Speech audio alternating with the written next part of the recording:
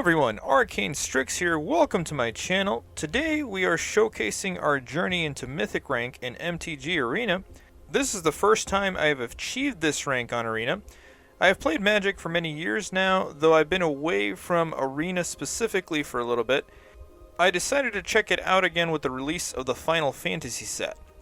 That being said, I've been having a blast checking out all of the sets that are now available on Arena, as when I first started the selection was fairly limited.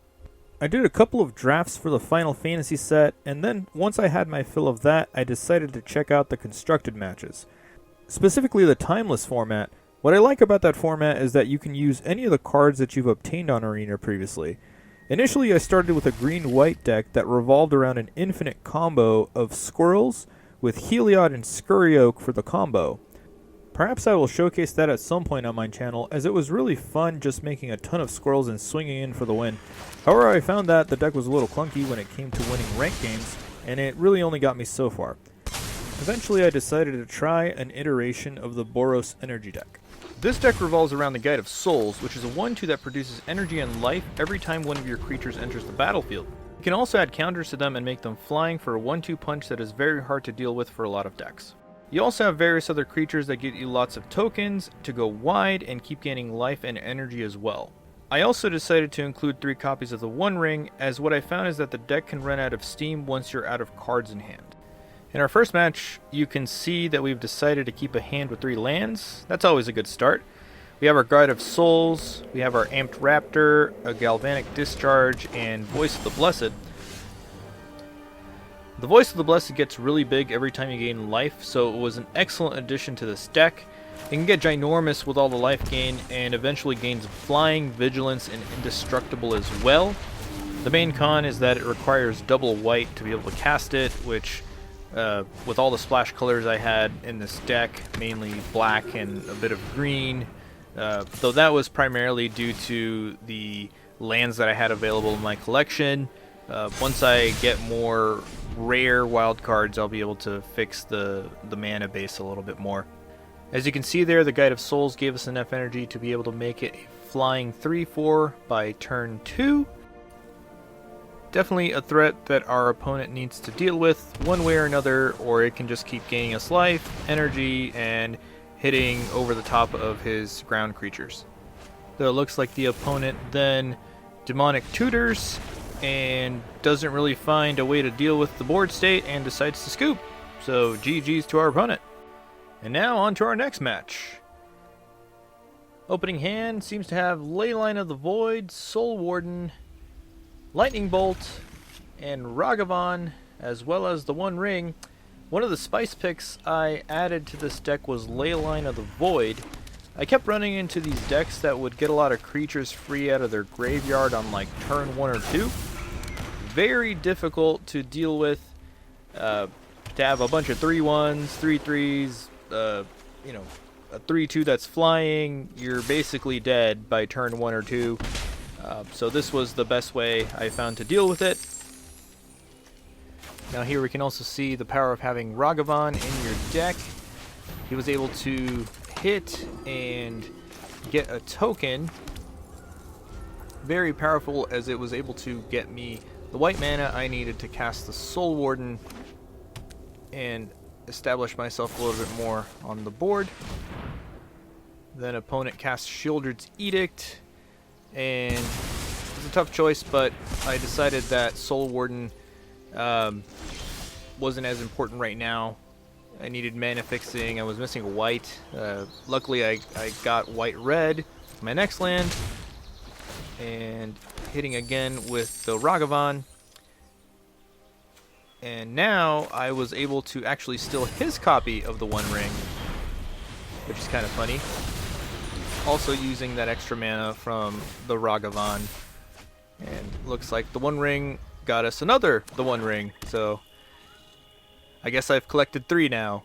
The One Ring to rule them all. I guess there were 9 rings, so I have 3 now. Unfortunately, it looks like Sheoldred's Edict came back and got rid of our Ragavan. No worries though, I am able to draw more cards with the One Ring. I have Ragavan back. Found an Amped Raptor as well.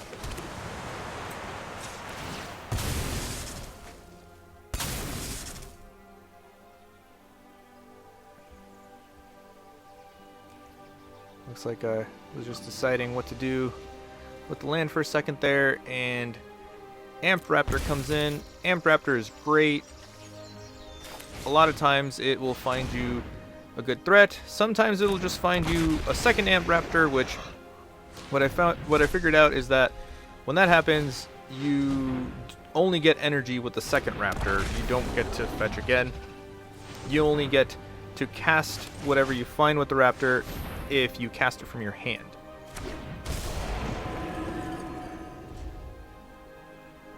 Luckily, then it looks like I was able to get 3 creatures versus 0 creatures on his side, so definitely on the winning side of this game.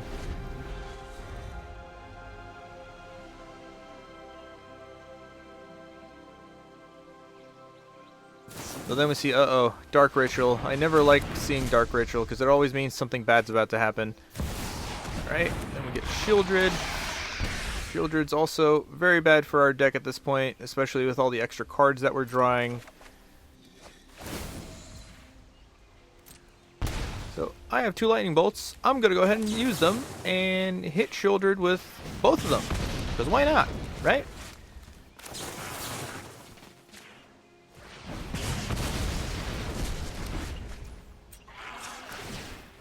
Then we find some more cards with the One Ring. Some of our heavy hitters in this deck, Guide of Souls and Ocelot Pride. Ocelot Pride, another very important part of this deck. It gains you a lot of tokens, it gets lifelink, it gets Ascend, and doubles all the tokens that you produce on your turn. Very, very nice card. Hitting with Ragavan again there. Casting Guide of Souls. Unless the opponent has an answer, this is looking like it's GG's.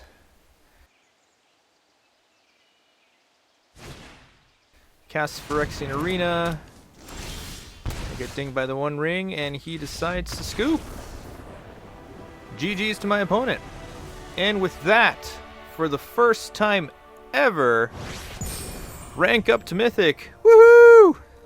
I was seriously doing fist pumps here in my chair when that first happened. It was awesome. It was amazing. It was just like, oh man, it was like I made it. Like you first start out in bronze and you get just absolutely demolished by these crazy decks that have like every single card in their collection, and then you just never thought I would make it here, but it was awesome. And now on to our next match. This match looks like we opened with Leyline of the Void, 2 Galvanic Discharge, and a Lightning Bolt, as well as Surgical Extraction. Surgical Extraction, whenever I found that it landed, was very, very effective in disabling combo decks. I recall having one instance where someone pitched an Omniscience into their graveyard, and I targeted it with Surgical Extraction, and they were pretty much lost the game after that. They had to play a normal game of Magic, which was pretty great. Looks like in this match we start off with Deep Cavern Bat for our opponent, and he's choosing to get something out of our hand. We started off with the Ocelot Pride. Great creature. Once again, gains you life, makes lots of tokens. I decided, you know what? I'm going to get rid of that bat because I don't like that it's, stealing our cards here. And then I went for the, well, I guess I was deciding whether or not to Surgical Extract. Interesting interaction with that. Obviously, when you get the Surgical Extraction and Leyline of the Void, they kind of counteract each other, so but when you don't get them together, it can be pretty effective on their own against graveyards. So looks like we have some life gain mechanics going on for our opponent here as well.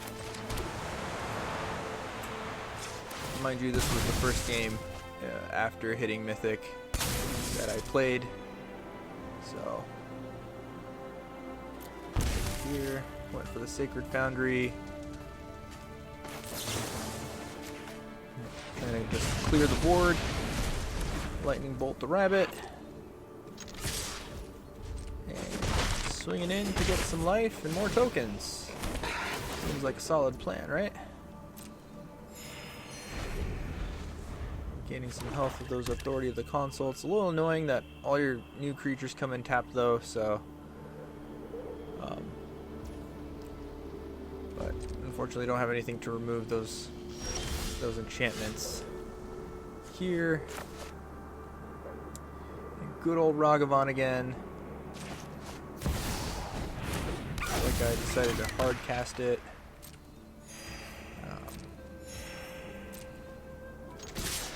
I'm pretty sure if you were to dash it in, it would just tap instantly. So kind of eliminates that option for Ragavan with Authority of the Consults on the field, unfortunately.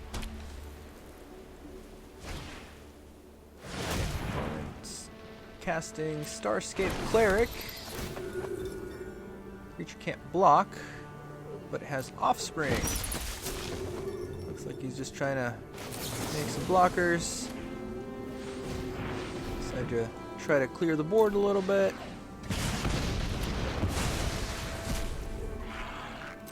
And yep, that's my turn. Another part of this deck that I'm hoping to fix eventually once I get more rare wild cards is get the right fetches and the other lands that I have in there for better fixing. But just goes to show you don't have to have, you know, the perfect deck to get to Mythic, so it's definitely achievable. Casting the one ring, that's always good. Gets us lots of card advantage. Looks like all those tokens and the double Authority of the Consuls is kind of counteracting each other. So need to find a way to gain more life here in this game. Unfortunately, the single Ocelot Pride is not quite cutting it here. Zoraline. Interesting card. The Cosmos Color. Oh, and yeah, it looks like not drawing either the Warden or the Guide of Souls, so but two more Ocelots, so let's see if that does anything. I think at this point I'm just trying to decide what will be better to put in a Johnny or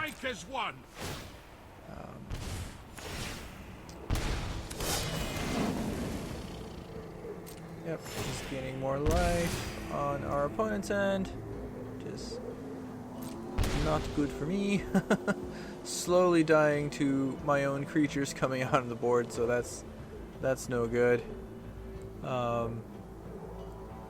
And yeah, I think at this point I decided, you know what, I think I'm just dead, because yeah, every time I put out a creature, they were gaining life, and then I was getting pinged every time, and unfortunately I didn't have enough other removal that game.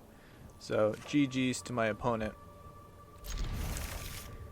In this game, Dual Leyline of the Void seems very strong. Their graveyard is super extra dead this game. But if I recall correctly, this deck in particular that I'm up against is the primary reason why I put Leyline of the Void in my 60. But looks like otherwise pretty standard hand for this deck. Guide of Souls, a Johnny, and Ragavan. let's see what opponent does. Yep, Prone Mox. And then what's coming up next? Dark Ritual. And then typically, yep, Balustrade Spy. And then Watch All, as all of those cards, instead of going to the graveyard, go straight to exile. Yay! No turn 1 or 2 win for you. Yeah, this is that deck that I was talking about earlier, where they just get this Balustrade Spy out, and you're pretty much dead on the first or second turn. There's several iterations I've seen where, you know, they have like Arc-like Phoenix, and they bring those out, or Grief, and you know, and usually they just kill you with a bunch of creatures that come straight out of the graveyard. But GG's to my opponent there. And, a little more action here. Starting off with Ragavan Nimble Pilfer for my opponent. I decided, you know what? I know what that guy does. Yeah, don't want him gaining too much advantage.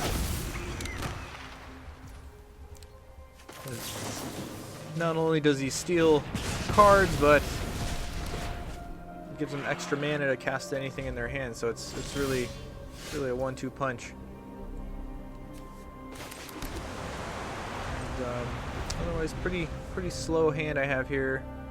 Lots of removal options, but no creatures, unfortunately. Oh, and it looks like he got another copy of Ragavan. Hard cast it out. Cracking the fetch land there.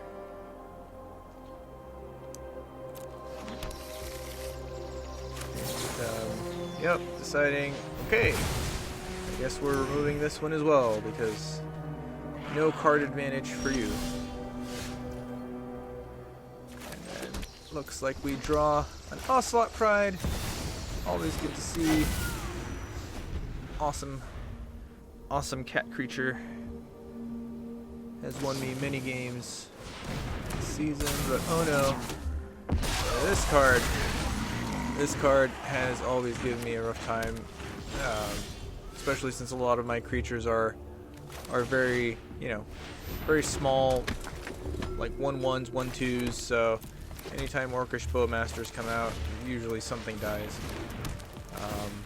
So I decided, you know what, I'm just gonna get rid of at least the token that gets bigger, because you usually don't only have one copy of that, they usually have a bunch of them. So uh-oh, Magus of the Moon. Well, there goes all my lands, but luckily we can use the land, because up comes Ampraptor. See what he finds us. Hopefully something good. Soul Warden, that's definitely a good one to start the life gain train there. Decide to attack in the air since he has nothing to defend in the air. That's why Guide of Souls is so good. You know, you can just a bunch of ground creatures just go up in the air. As you can see, he's enough of a threat that he brings out his Fury and kills it while he still can. And luckily I get a Galvanic Discharge and decide to get my lands back, because while this deck can operate with all red mana for a little while, you definitely need white mana for most of the deck to function properly. So unfortunately our Ampraptor met its demise to another one of those Orcish Bowmasters. So you know what, I'm going to put on one of those, because especially if we get card draw with like the One Ring, those can get very annoying, and then they just start killing all of our creatures one by one every time we draw a card, or an extra card each turn. So Attacking with his token, brings in grief. And brought out my static prison to imprison the grief. Don't need a 3/2 menace on the board right now, since I only have my Soul Warden. Looks like yet another Orcish Bowmaster. It never ends. Of course, Soul Warden, she pulled a lot of work with all those extra tokens and things coming in. And now looks like Johnny is making an appearance. Brother.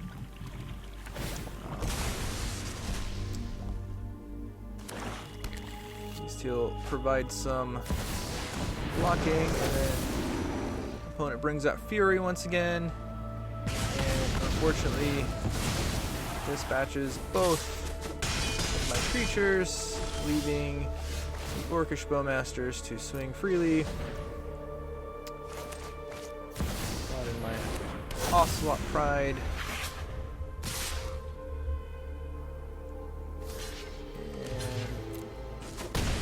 Block one of the Orcish Bowmasters. Everything else goes through. Definitely in need of an answer at this point. Those Orcish Bowmasters, they give the opponent just so much tempo. It's just, you know, 1 damage, usually killing something on the field, 2 bodies. Yep, looks like I decided to concede that one. It's a little too much, especially with those Furies coming out and multiple Orcish Bowmasters. Good games to my opponent. Alright, now for the next game, looks like we have a pretty decent hand. Guide of Soul, Soul Warden, Johnny, the One Ring. A bit of removal on our part. Good amount of lands as well. First off, Guide of Souls. Hopefully it doesn't get immediately removed, as plenty of removal in this meta. If I had a nickel for every time I put out a Guide of Souls and immediately had it lightning bolted, or there we go, Unholy Heat.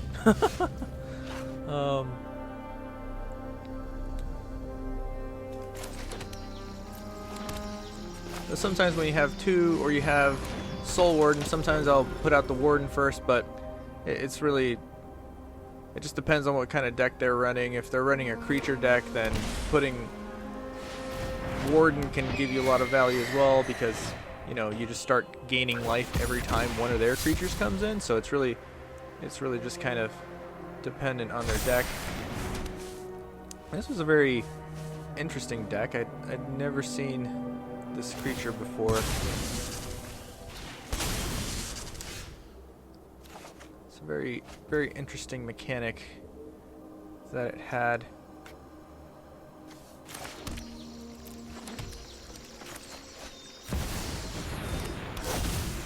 Here, looks like I go straight for the Johnny. Getting a little bit of life gain. No attacks. Another Ledger Shredder.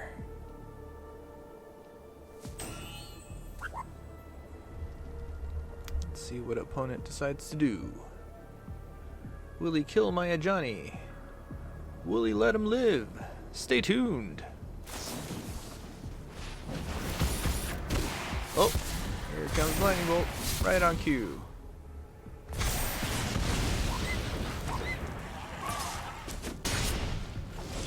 Very conniving creature. Luckily, it looks like I got my 4th land, which means it's time for the One Ring. Amazing card there. Won many, many games with its inclusion in this deck. Just the sheer amount of card advantage, and, you know, unlike most decks where, you know, the more counters you have on that thing, the more it damages you, and, you know, it's kind of, you know, there's only so much so much advantage you can take before it starts becoming a problem. It's like a double-edged sword, but given that this deck has a lot of life gain, it kind of counteracts all the extra damage you're taking for cards. Looks like opponent swings in, doesn't realize we are immune to damage. Let's see what we get downstream. We get another Ajani. And now we have some decisions to make. Do we do the Ajani first? Do we get rid of the flyers? What do we do? So looks like I'm taking a moment to figure that out. Looks like I decide to cast Sheltered by Ghosts first on the MVP of this game so far, our Soul Warden. But looks like it is met with a counterspell. Oh. Response, I decide to just target his creature with Lightning Bolt.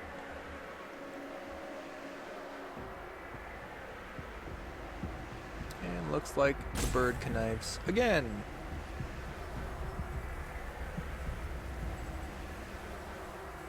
Looks like our opponent is thinking a little bit. Trying to figure out what his next move is. A lot of spells on the stack there.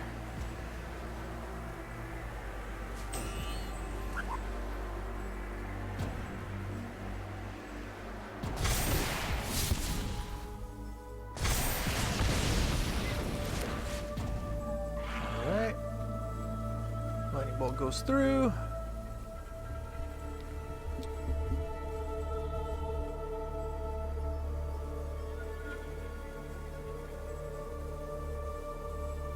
And looks like opponent is still thinking. You know, has one card in hand, so it's probably thinking like, what am I gonna do about that one ring?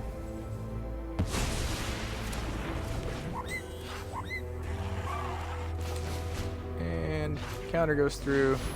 Luckily, I had another Sheltered by Ghosts, so I decided to get rid of the 4/6 because that damage definitely adding up.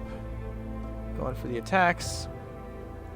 Sheltered by Ghosts was definitely a neat inclusion in this deck as well. It exiles any other permanents, gives you lifelink, and gives you ward 2. So it definitely can get counteracted, especially late game when people have lots of mana out. You know, it's not that hard to just lightning bolt and pay 2. Especially when your creatures are rather small. It looks like next turn the ring gets us some good stuff. Counterspell my Guide of Souls. Legion's Landing. Legion's Landing was definitely a good one up and into the running into Mythic. Gives you a 1/1 lifelink creature, and if you attack with 3 creatures, it turns into a land that can make more 1/1 lifelink vampire creatures. So definitely adding to the whole theme of the deck. And I had a few games there where it actually, the extra land it gives you alone was, you know, very big. So it looks like opponent decides to say GG. No answers for that. Good games. And now on to the next one. Looks like we have an Ocelot Pride, a Johnny, Galvanic Discharge, and the good old Amp Raptor in 3 lands. Good looking curve. Perhaps there are more. And then we have a Tameo for our opponent. Very likely a counterspell based deck. Usually like running that Tameo. And decide to immediately get rid of it. But definitely not a fan of when she flips into her Planeswalker form and she -1s your entire team. Definitely kills a lot of the pressure from a lot of your creatures in this deck.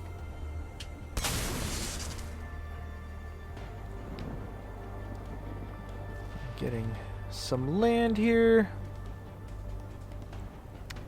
I'm trying to decide which land I'm gonna get.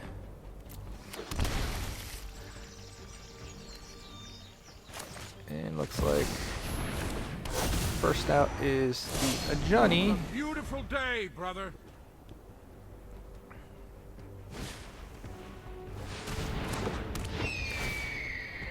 Baleful Strix, Flying Death Touch, draw a card. It looks like then Guide of Souls for me. And then Amp Raptor to see what we can fetch. Will we get something good? It looks like we get another Ajani. And here I get to do a little combo to flip Ajani. Ajani sees Ajani and says, "Hey, what are you doing here?" Okay, you go to the graveyard. I'm going to transform. And so now I get to get a cat token. And since I have something red, I get to kill his Baleful Strix. Attack with my 2/1. Decided I wanted to give it the tokens and +1 or the +2/+2 tokens and flying. As in my experience, the longer you let a blue counterspell based deck run for, the more likely you are to lose. So it looks like he's running some artifacts, which at this point makes me wonder, is it actually a counterspell based deck or is it some sort of artifact deck? More join our cause. And I think the first land he put in would have been a clue, but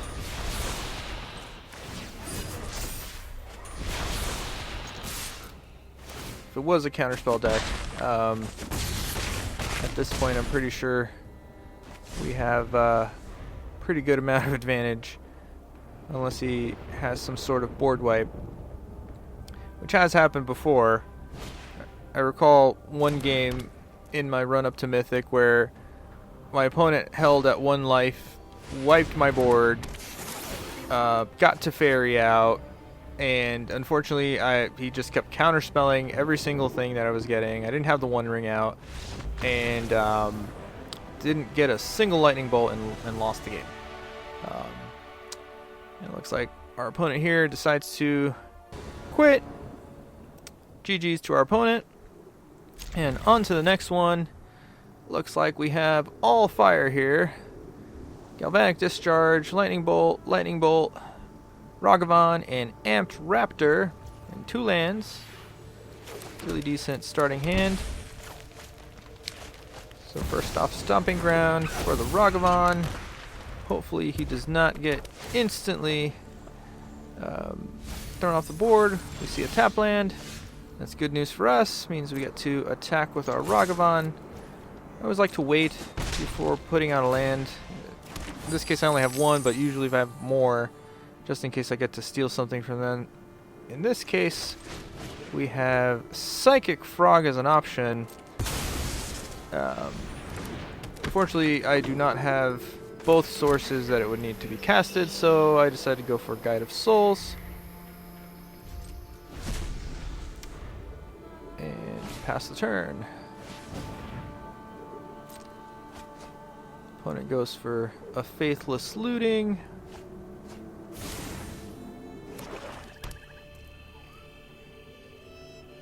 Looks like they get their land out. And decide to reanimate a Galta Stampede Tyrant. At this point I'm like, what? A 12/12, it's like turn 2. It's like, hey, that's cheating. That's just, I think at that point I was just like, well, I think that's game. I'm not sure I'll be able to do much about all of that.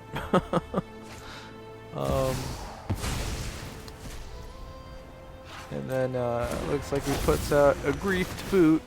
to see what I could possibly have to counter all of that just came out in one turn. Regrettably, double lightning bolt and galvanic will not be enough. So, yep, decide to scoop it up for that one. GG's to our opponent.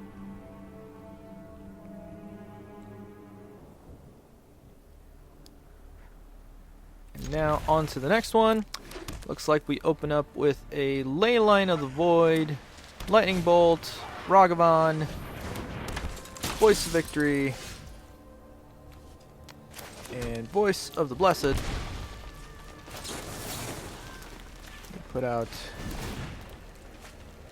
Stomping Grounds to Lightning Bolt the Esper Sentinel. As in my experience, if you leave that thing out, you can draw a lot of cards for our opponent over the course of the game, so kind of similar premise to Ragavan. You never want to give your opponent more cards than they need to have, you know?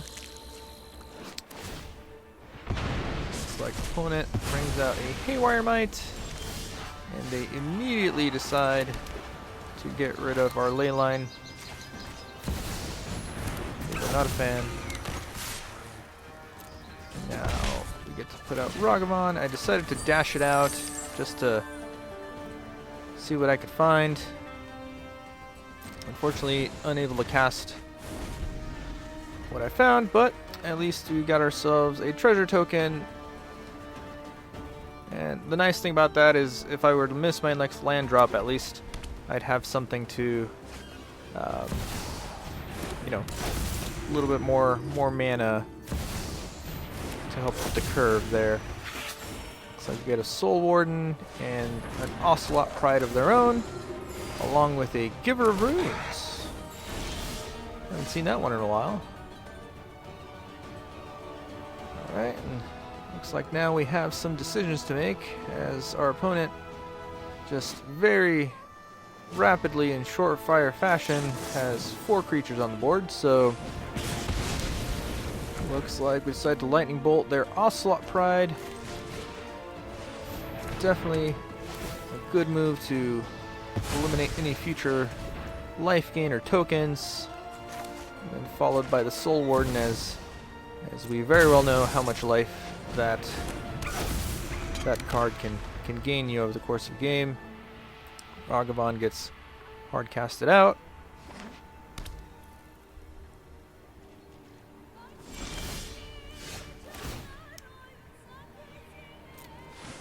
And opponent decided to not attack.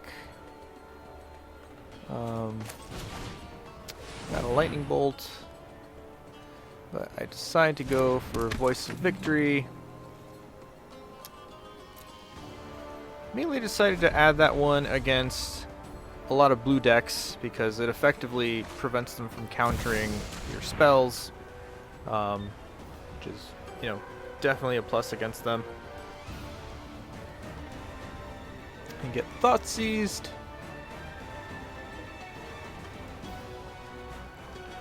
Let's see what our opponent decides to take. If I were them, it would be a hard decision between the creature and Steel Cutter. Looks like they go for Steel Cutter. They crack their Windswept Heath.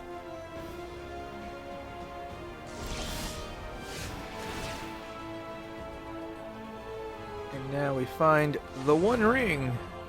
Though regrettably, we do not have enough land to cast it. But we do have Lightning Bolt. It's always great to have a Lightning Bolt, especially when you have creatures to use it against.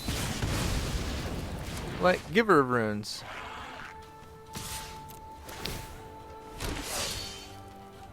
And the other cool thing about Voice of Victory is every time you attack, she makes 2 temporary attacking tokens, which is nice. I've had many games as well where you combine that with all the life gain triggers, and you know, you just gain so much life each turn just because of the 2 tokens that come out when she attacks.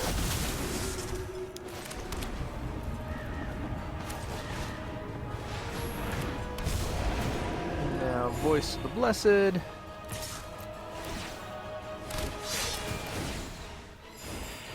decide to go for the attack with the Voice of Victory.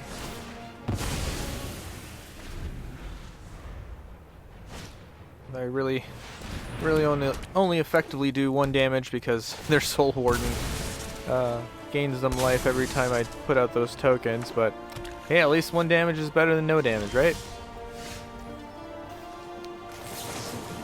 And now we get a Lightning Bolt. To Lightning Bolt their Soul Warden, prevent that life gain from happening. And now I get to attack with Voice of the Blessed.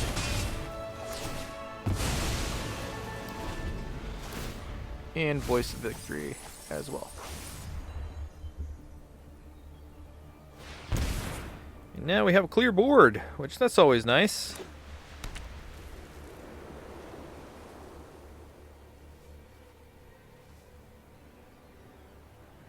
And looks like, unless the opponent is able to wipe our board, they're only at 4 life, so they're going to need some heavy lifting out of this one, and they decide to scoop.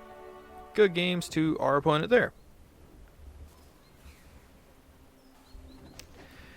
Next game looks like we have Voice of Victory, Galvanic Discharge, Lightning Bolt, and the One Ring. Always like to see that one in my opening hand.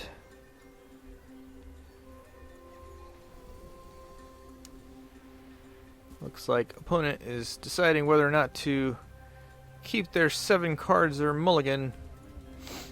Can often be a very, very difficult choice. We keep 7. And we have a game. Let's see what we see. Tap land. I decide to read what their land is briefly, put out my stomping grounds.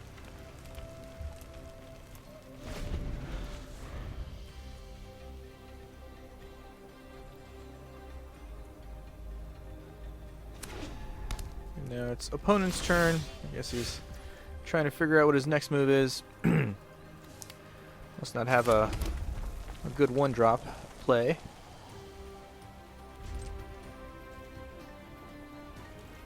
And unfortunately in this one, made a mistake. I didn't realize that I didn't have a white mana source out to put out Voice of Victory. I guess I put out the snow-covered mountain for some reason in my brain. I thought, yeah, snow. Snow is white mana, right? But no, regrettably it is not. It is not white mana, despite the snow in the name. Alright, looks like we got a Charbelcher out, which does not bode well for us. Unfortunately, don't have any removal for that.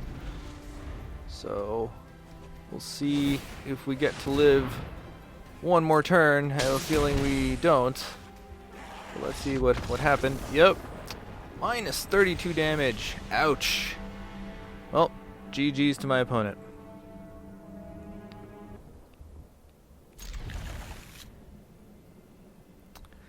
Next game, looks like we have Soul Warden, a Johnny, Lightning Bolt, Amp Raptor, Sheltered by Ghosts. Relatively good starting hand there. Definitely playable.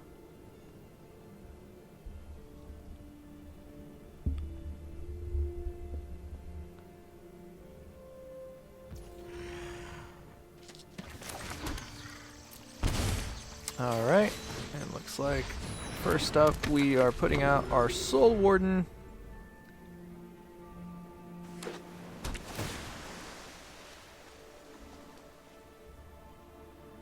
Put out Thundering Falls. Enters tapped, Surveil 1. Leaving us clear to attack with the Soul Warden.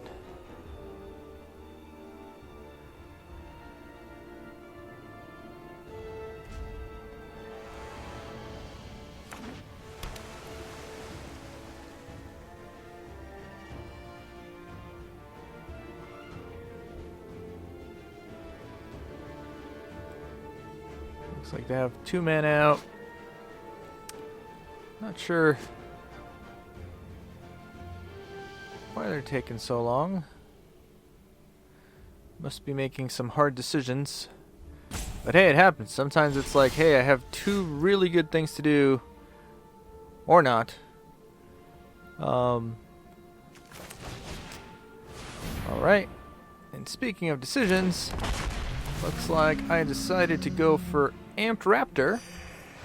Go fishing. Let's see what we found. Voice of the Blessed. That is a nice one. As I get to add counters to it with my Soul Warden. Hopefully it doesn't get immediately dispatched as often happens. But doesn't look like opponent had removal.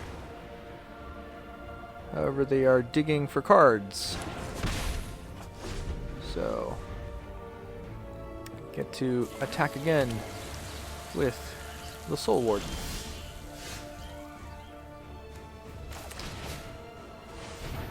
Alright.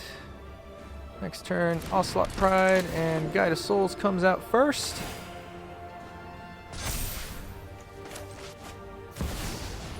One more. +1/+1 for the voice. Ocelot Pride comes out. Voice of the Blessed is now a 5/5. Get one more token out on it. 6/6 flying now. Very big, very quickly. And now we are attacking for 9 damage. So, opponent needs to find an answer fairly quick or they are dead the next turn.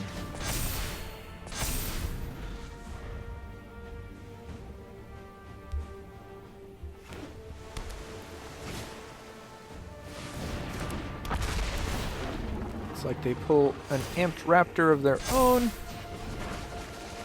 Nice thing about the Soul Warden, every time their creatures come out, I gain a life.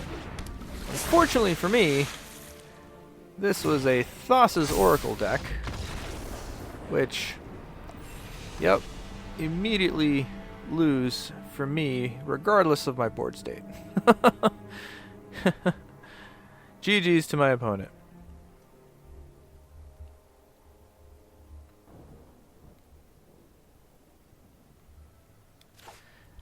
On to the next game. Looks like pretty decent hand. Guide of Souls, Ocelot Pride, double Galvanic Discharge, and Amped Raptor.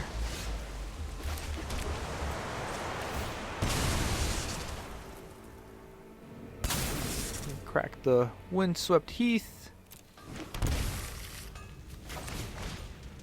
Go for our one and only Sacred Foundry. That Sacred Foundry has done a lot of work for this deck. I unfortunately only have 1 copy, but it has more than pulled its weight in every single game I've played. Being able to fetch it. Hopefully with Edge of Eternities, I'm able to add some more to my collection, because being a primarily red-white deck, definitely worth having in this deck. Pull out Ocelot Pride.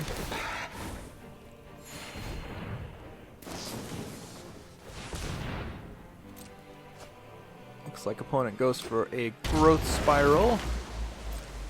Draw a card.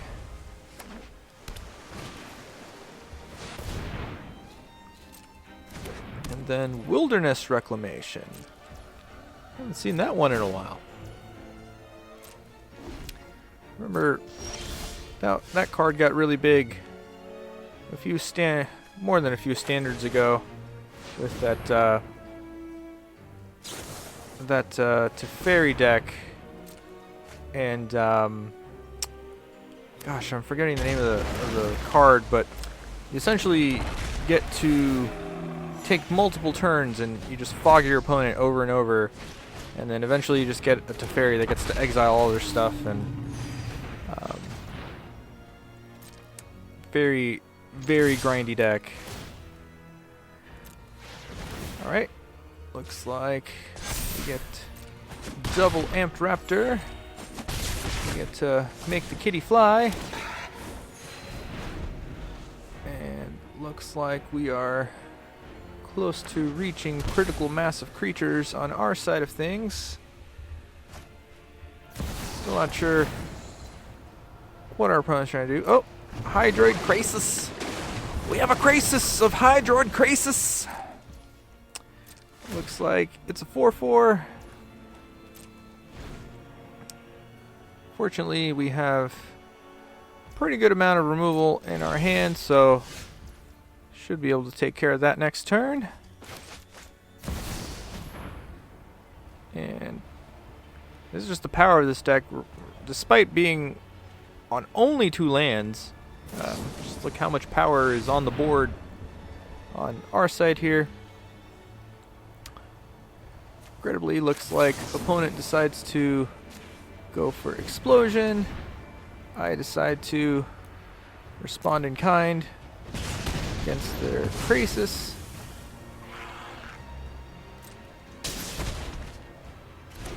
And we let them resolve. And now Ocelot comes out. And we're able to attack. Leaving our opponent at only 4 life. We are able to go for double tokens. Oh no! More Krasis! Double Hydroid Krasis! Truly a crisis of Krasis. Also a 4/4. Putting them at 6 life.